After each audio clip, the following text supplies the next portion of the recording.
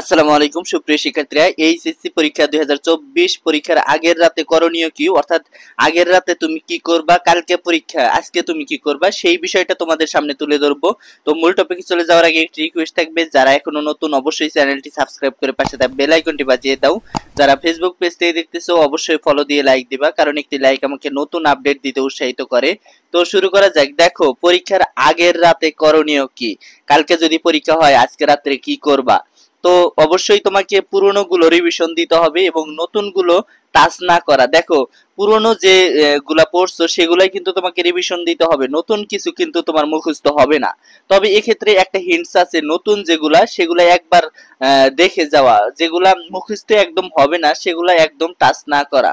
যদি তুমি ওগুলো টাচ করতে চাও, ওগুলা নতুন ভাবে মুখস্থ করতে চাও, তাহলে কিন্তু কখনোই সেটা মুখস্থ করতে পারবা না। এই মুখস্থ করা নিয়ে অনেকেই কনফিউজে আছে যে আমি কি নতুন গুলা মুখস্থ করব নাকি আগের গুলাই রিভিশন দিব। অবশ্যই তুমি আগের গুলা রিভিশন দিবে এবং সেই অনুযায়ী তোমাকে এগিয়ে যেতে হবে। এবং পরীক্ষার আগের রাতে অবশ্যই মনে রাখতে হবে যে আমার সামনে এই পরীক্ষাটা হবে, অর্থাৎ কালকে এই পরীক্ষাটা হবে। সেক্ষেত্রে আগের রাতে আমি মুখস্থ বাট মনে থাকে না সেগুলো একবার লেখা। তোমার মুখস্থ আছে আগে থেকে অনেক মুখস্থ করছিলা, কিন্তু এখন মনে পড়তেছে না, সেগুলা তুমি একবার লেখো, দেখবা যে তুমি পরীক্ষার হলে গিয়ে যদি সেগুলা কমন পড়ে বা আসে সেগুলা কিন্তু তুমি ভুলবা না। তাই পরীক্ষার আগের রাতে তোমাকে অবশ্যই এগুলা দেখতে হবে। আর সেই সাথে অ্যাডমিট কার্ড, রেজিস্ট্রেশন কার্ড, সেগুলা অবশ্যই আগের দিন তোমাকে ফটোকপি করে রাখতে হবে, যেন একটা বাড়িতে থাকে আর একটা যেন তোমার সাথে থাকে। তাহলে তুমি পরীক্ষাটা তোমার ভালোভাবে সম্পন্ন করতে পারবা। আর কত রাত পর্যন্ত পড়তে হবে, দেখো পরীক্ষার আগের রাতে অবশ্যই তোমাকে 10টা বা 11টা পর্যন্ত পড়বা। অনেকেই অনেক রাত পর্যন্ত পড়ে, এইটা ঠিক না।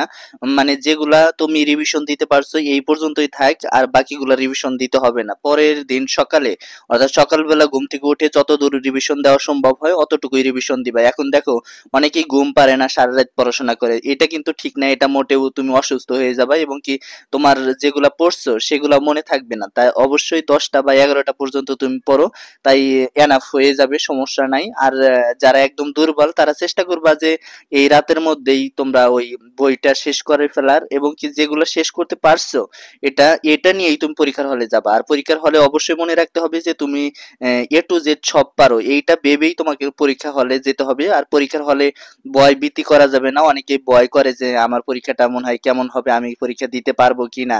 মানে ভয় ভীতি একটা কাজ করে, এই ভয় ভীতি যেন তোমার না কাজ করে, তাহলে কিন্তু তুমি পরীক্ষাটা ভালো দিতে পারবা না। আর যদি ভয় ভীতি কাজ না করে অবশ্যই ভালো পরীক্ষা দিতে পারবা। তো এই ছিল আজকের ভিডিওটা, সামনে সকল আপডেট আমার কাছ থেকে পাবা। সেই সাথে তোমাদের যদি কোনো প্রশ্ন থাকে অবশ্যই কমেন্ট বক্সে জানাবা, আমি উত্তর দেওয়ার চেষ্টা করবো। ধন্যবাদ সবাইকে, আসসালামু আলাইকুম।